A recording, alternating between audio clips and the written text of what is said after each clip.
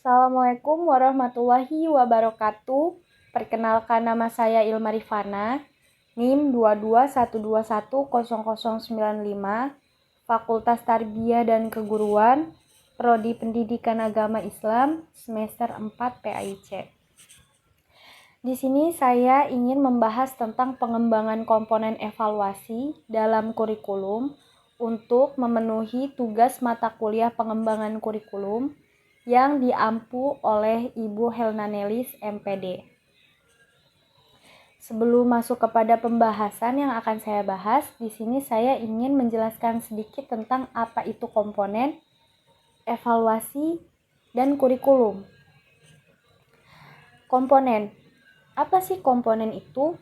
Komponen merupakan bagian-bagian atau elemen-elemen yang membentuk menjadi satu kesatuan di mana mereka saling berkontribusi dan saling berkaitan untuk membentuk satu kesatuan yang lebih lengkap atau sempurna. Selanjutnya ada evaluasi. Evaluasi secara singkatnya adalah penilaian atau pengukuran. Kegiatan evaluasi merupakan kegiatan yang bertujuan untuk dapat mengukur tingkat keberhasilan pada suatu program pendidikan. Selanjutnya ada kurikulum. Apa sih kurikulum itu? Kurikulum adalah sistem rencana atau pengaturan untuk bahan-bahan yang dijadikan pedoman dalam aktivitas pendidikan seperti belajar mengajar. Baik, di sini akan masuk kepada pembahasan yang akan saya bahas. Yang pertama itu ada pengertian dari evaluasi, jenis evaluasi, bentuk dari evaluasi, fungsi dari evaluasi, teknik evaluasi, dan instrumen penilaiannya, manfaat komponen evaluasi. Nah, di sini akan masuk kepada pengertian dari evaluasi. Tadi sudah saya jelaskan secara singkat bahwa evaluasi itu merupakan penilaian. Lalu di sini akan dibahas evaluasi menurut bahasa dan evaluasi menurut para tokoh. Evaluasi itu secara etimologi. Secara etimologi itu berasal dari bahasa Inggris yang berarti evaluasi atau value, penilaian atau penaksiran. Lalu pada bahasa Arab itu berarti al-takdir yang artinya penilaian. Lalu menurut tokoh yaitu ada Percival di sini, evaluasi itu adalah serangkaian kegiatan yang terencana yang dirancang untuk mengukur keefektifan sistem mengajar dan belajar sebagai suatu keseluruhan. Jadi menurut Percival di sini ya evaluasi itu adalah kegiatan yang sudah dirancang atau sudah dirancanakan untuk mengukur seberapa efektif sistem belajar mengajar sebagai suatu keseluruhan.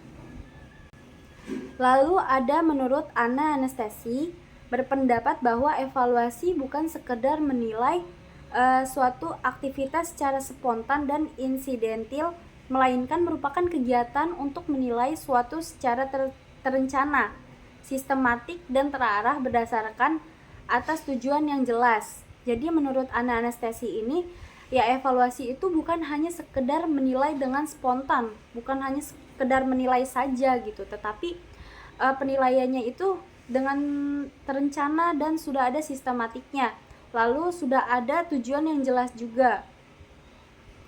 Lalu di sini ada menurut Sumadi Suryabrata, di mana evaluasi itu memerlukan penggunaan informasi yang diperoleh melalui pengukuran maupun dengan cara lain untuk menentukan pendapat dan membuat keputusan-keputusan pendidikan.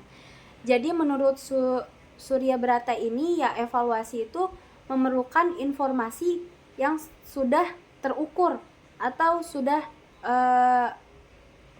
sudah dinilai gitu tuh untuk menentukan pendapat dan membuat keputusan pendidikan buat kedepannya bagaimana gitu kan. Selanjutnya di sini ada jenis dari evaluasi dibagi menjadi 3 dimensi. Pada dimensi pertama itu ada formatif dan sumatif, dan pada dimensi kedua itu ada proses dan produk. Pada dimensi ketiga itu ada operasi dan hasil belajar siswa. Baik, di sini akan menjelaskan tentang dimensi pertama itu, yaitu ada formatif. Formatif itu di mana evaluasi dilakukan sepanjang pelaksanaan kurikulum, lalu datanya dikumpulkan dan dianalisis untuk menemukan masalah dan melakukan perbaikan sedini mungkin. Contohnya itu ketika kita melakukan ulangan harian yang diadakan setiap akhir pembelajaran suatu materi. Jadi ketika kita telah menghabiskan satu materi, kita mengkajinya ulang, kita bisa melaksanakan ulangan harian untuk penilaian dan menganalisis permasalahannya, lalu melakukan perbaikan sedini mungkin. Lalu di sini ada sumatif. Nah, sumatif ini proses evaluasi yang dilakukan pada akhir jangka waktu tertentu, contohnya ujian akhir semester. Nah, ujian akhir semester ini biasanya dilakukan setelah kita menghabiskan seluruh materi dan kita telah melakukan evaluasi dini. Nah, evaluasi sumatif ini dilakukan untuk penilaian akhir pada semester tersebut. Lalu ada dimensi kedua, di mana dimensi kedua ini ada proses dan produk. Kalian pasti sudah tahu dong ya, apa yang dinilai dari proses, jalannya dan alurnya. Nah, di sini kita tujuannya itu untuk mengetahui metode dan proses yang digunakan dalam implementasi kurikulum. Kita di sini tujuannya untuk mengetahui metode apa sajakah yang efektif dan metode apa sajakah yang tidak efektif.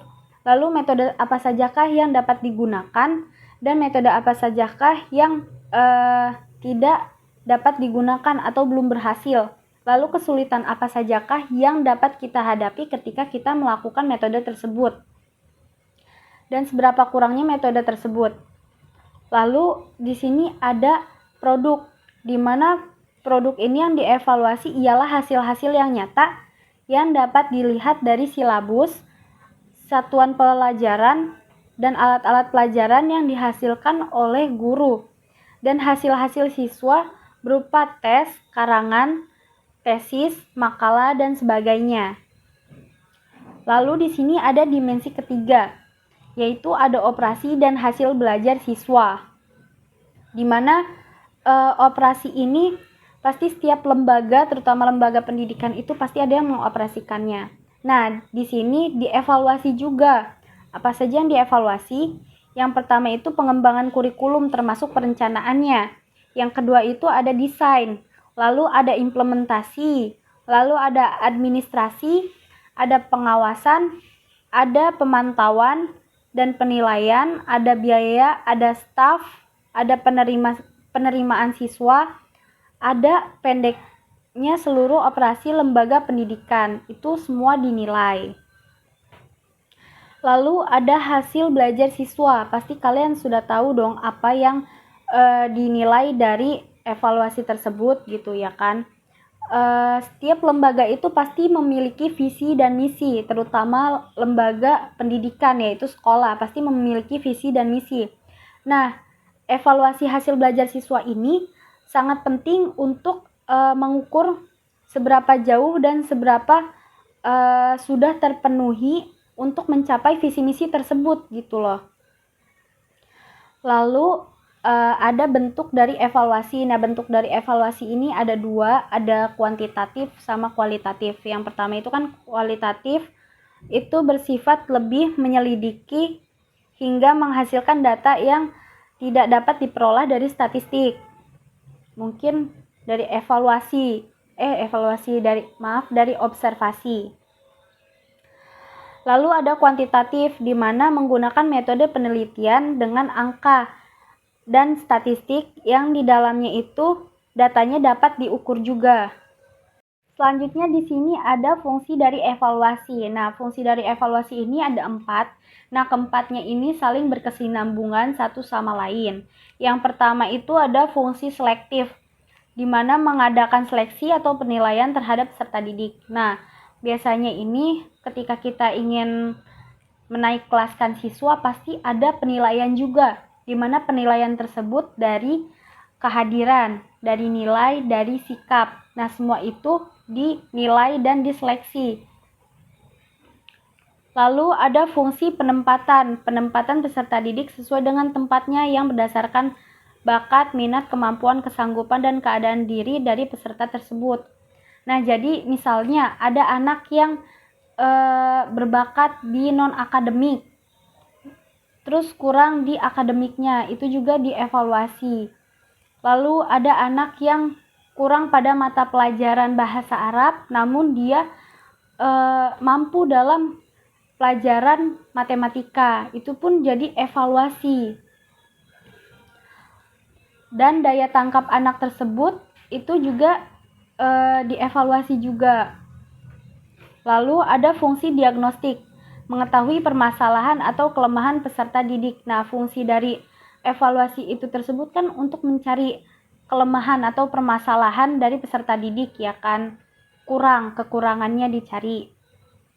Lalu fungsi pengukuran. Fungsi pengukuran ini mengukur tingkat keberhasilan suatu program yang ditentukan oleh berbagai faktor seperti guru, metode mengajar, kurikulum, sarana, dan sistem administrasi. Nah, di sini selanjutnya akan membahas tentang teknik evaluasi dan instrumen penilaiannya. Nah, di sini dibagi menjadi dua. Yang pertama ada tes dan non-tes. Nah, tes ini biasanya dilakukan untuk mengukur kemampuan pemahaman dari suatu materi pembelajaran terhadap siswa. Dan biasanya ini dilakukan setelah berakhirnya pembahasan suatu pokok pembahasan atau setelah selesai satu caturwulan atau satu semester. Ya, biasanya dilakukan seperti ujian akhir semester UAS. Lalu di sini ada jenis-jenis tes yang dibagi menjadi 3. Yang pertama, sesuai jumlah siswa. Ada tes kelompok dan individu. Nah, tes kelompok ini adalah tes yang dilakukan terhadap sejumlah siswa secara bersama-sama. Kalau tes individu itu adalah tes yang dilakukan kepada seorang siswa secara personal. Lalu di sini ada tes buatan guru dan tes standar. Nah, tes buatan guru ini dilakukan untuk menghasilkan informasi yang dibutuhkan oleh seorang guru yang bersangkutan terhadap muridnya untuk menghasilkan suatu informasi. Lalu ada tes standar, di mana tes standar ini biasanya digunakan untuk mengukur kemampuan siswa sehingga berdasarkan kemampuan tes tersebut. Lalu ada tes tertulis, tes esai, tes lisan, dan tes perbuatan. Nah, tes tertulis atau tes esai ini biasanya dilakukan dengan cara menjawab sejumlah item soal dengan cara tertulis. Nah, kalau tes lisan ini biasanya menggunakan bahasa secara lisan. Nah, tes ini juga bagus untuk menilai kemampuan nalar dari siswa. Lalu ada tes perbuatan. Nah, tes perbuatan ini biasanya dilakukan dengan praktek atau untuk mengetahui kemampuan dan keterampilan dari seorang siswa. Selanjutnya itu ada non-tes. Nah, non-tes ini adalah alat evaluasi yang biasanya digunakan untuk menilai aspek tingkah laku, termasuk sikap, minat, dan motivasi. Nah, ada beberapa jenis non-tes. Di antaranya mungkin ada observasi, wawancara, studi kasus, skala penilaian.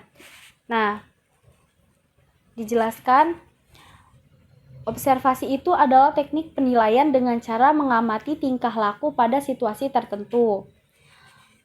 Wawancara itu adalah komunikasi langsung antara yang diwawancarai dan yang mewawancarainya. Nah, di sini dibagi menjadi 2, yaitu wawancara langsung, di mana langsung kepada seseorang yang ingin kita wawancarai.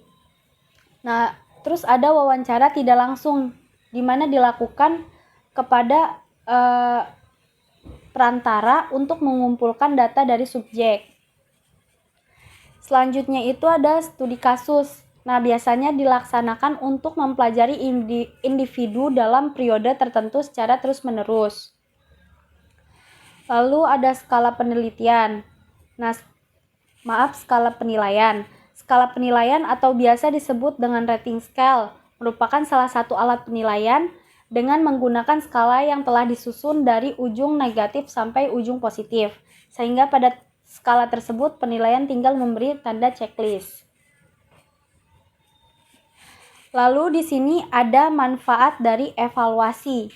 Nah, manfaat dari evaluasi itu ada komponen kurikulum untuk melihat efektivitas pencapaian tujuan. Lalu ada evaluasi juga digunakan sebagai umpan balik dalam perbaikan strategi yang ditetapkan atau feedback. Lalu dengan evaluasi dapat diperoleh informasi yang akurat tentang penyelenggaraan pembelajaran, keberhasilan siswa, guru, dan proses pembelajarannya. Nah, sekian itu pembahasannya. Sebelum ditutup, saya ingin membacakan kesimpulan. Nah, baik, dapat diambil kesimpulan bahwa evaluasi ini mempunyai kedudukan yang sangat penting untuk menentukan keberhasilan kegiatan pendidikan dan pembelajaran. Nah, evaluasi ini dapat menentukan ketercapaian tujuan, kesesuaian materi, dan ketetapan menggunakan strategi, pendekatan, teknik, model, dan metode. Nah, hasil dari evaluasi ini dapat dijadikan sebagai umpan balik atau feedback untuk mengadakan perbaikan dan penyempurnaan pengembangan komponen-komponen kurikulum. Nah, pada akhirnya hasil evaluasi ini juga dapat berperan sebagai masukan bagi penentu kebijakan-kebijakan dalam pengambilan keputusan kurikulum khususnya dan pendidikan pada umumnya, baik bagi para pengembang kurikulum dan para pemegang kebijakan pendidikan, maupun bagi para pelaksana kurikulum pada tingkat lembaga pendidikan seperti guru, kepala sekolah, dan sebagainya. Sekian dari saya. Wassalamualaikum warahmatullahi wabarakatuh.